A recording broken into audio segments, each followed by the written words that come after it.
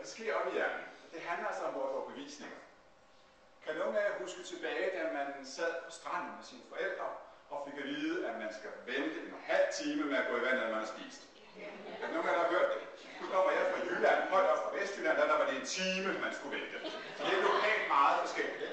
Så jeg har altså siddet på de der tæpper, virkelig over rystet af energi, og jeg fik jo at vide, at det virkelig, man skal vente en time. Jeg havde jo den der følelse af, at hvis man gik ned en halv time og stak en tå i vandet, så døde man jo. Det blev jo virkelig tråknet ned i os.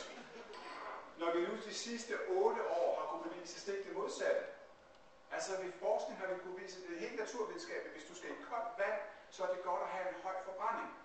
Det vil altså sige, at før du skal i koldt vand, skal du spise en masse mad, og gerne med meget fedtholdig mad. Selvom jeg siger det her til jer, så kan I godt mærke ind i hovedet, og siger, ej.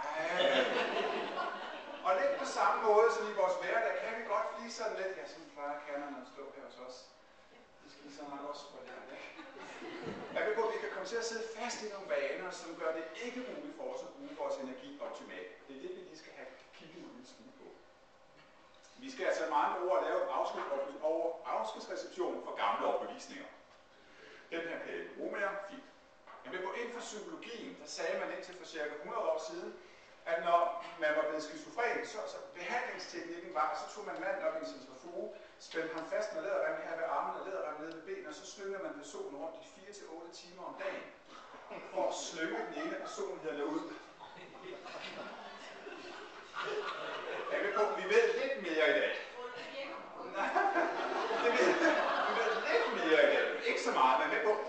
Der er 2 sjæle, der står også her, ham der har skabt den her teori, han skrev jo så, fordi der kom nogle bivirkninger.